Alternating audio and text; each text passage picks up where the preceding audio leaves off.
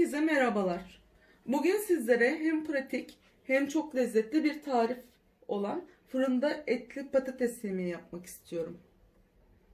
Malzemeler: yarım kilo fileto açılmış kuzu eti. İsterseniz kemikli et de kullanabilirsiniz. 4 adet orta boy patates. 1 tatlı kaşığı tuz. 1 tatlı kaşığı karabiber. 1 tatlı kaşığı toz kırmızı biber. 10 adet arpacık soğan. 1 çorba kasesi domates sosu. 3 yemek kaşığı zeytinyağı.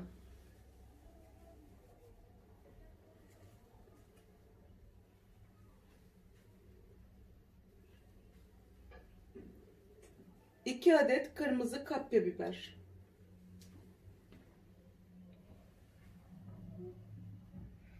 3 adet Charleston biber.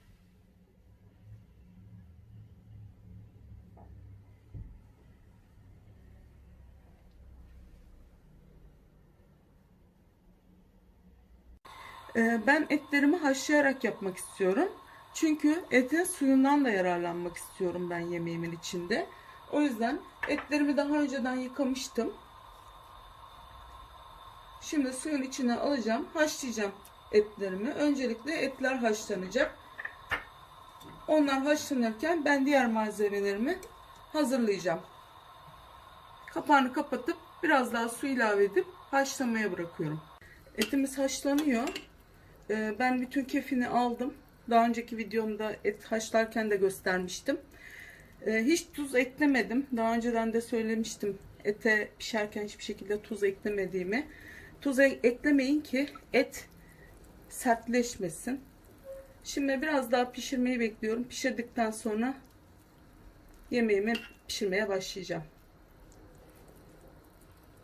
Patateslerimin kabuklarını soydum. Şimdi nasıl doğrayacağımı size göstermek istiyorum.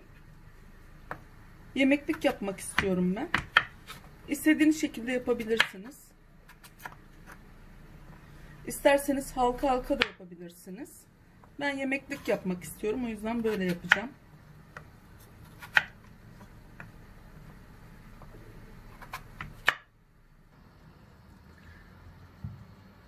Patateslerimizi kestik.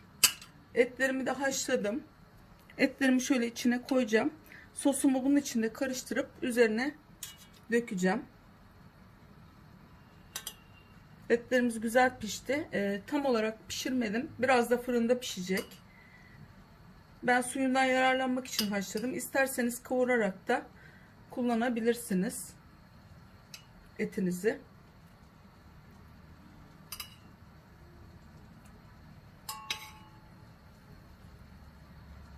Şimdi bunun içine ben domates sosumu ilave edeceğim.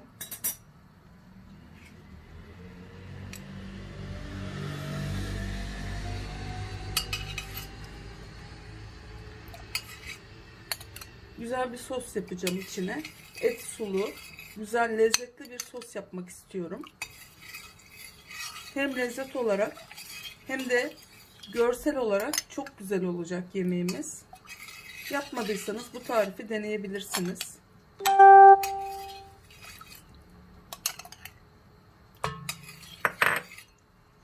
İçine tuzumu ilave edeceğim. Çünkü etin içinde hiç tuz yoktu. Tuzumu ilave ediyorum. 1 tatlı kaşığı kadar tuzum vardı. İlave ettim. Biraz karıştırayım. İçine 1 tatlı kaşığı toz kırmızı biberim var. Onu da ilave ediyorum. Lezzet vermesi açısından. Bir de 1 tatlı kaşığı karabiberim var. Onun hepsini koymayacağım. Siz istediğiniz kadar koyabilirsiniz.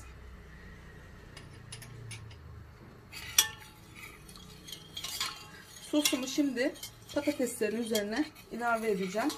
Ve zeytinyağım var. Zeytinyağımı da üstüne ilave ediyorum. Hiç yağ yok çünkü bunun içinde. 3 yemek kaşığı kadar zeytinyağı yeterli. Şimdi bunu içine ilave edeceğim patateslerimin.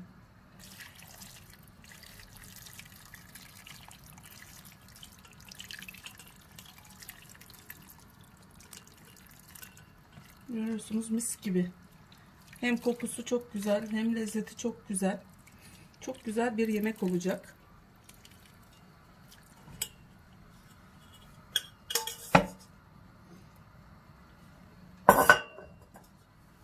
Arpacık soğanlarım vardı.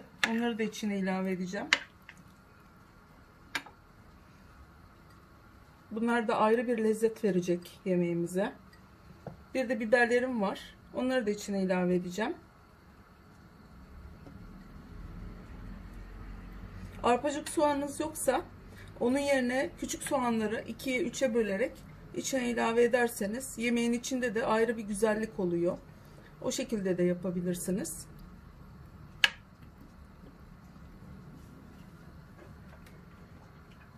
Biberlerimi de uzun uzun keseceğim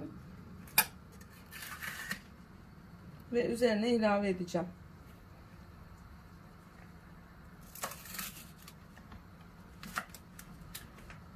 Onlar da ayrı bir lezzet verecek içinde. Piştiği zaman fırında çok lezzetli bir yemeğimiz olacak.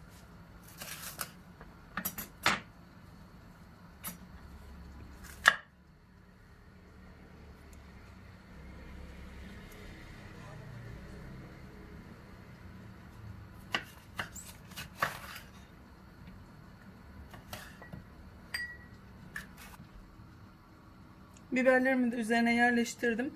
Biraz daha su ilave edeceğim. Çünkü patates suyu sever ve suyunu çeker. Eğer sulu bir yemek olmasını istiyorsanız üstüne biraz daha su ilave edebilirsiniz.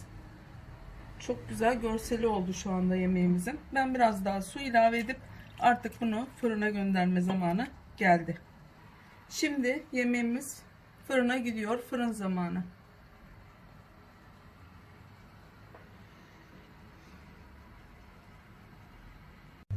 Tepsimizi fırına koyduk. Yaklaşık 180 derecede patateslerimiz ve biberlerimiz pişene kadar pişiriyoruz. Yemeğimizi görüyorsunuz, çok güzel pişti. Etleri ayrı güzel, patatesleri ayrı. Her şeyi böyle tam böyle mükemmel bir şekilde pişti. Şimdi artık sunum zamanı. Fırın yemeğimiz pişti. Çok güzel oldu. Hem görsel olarak hem tat olarak çok lezzetli. Kanalımıza abone olmayı, yorum yapmayı ve beğeni yapmayı lütfen unutmayın. Herkese afiyet olsun.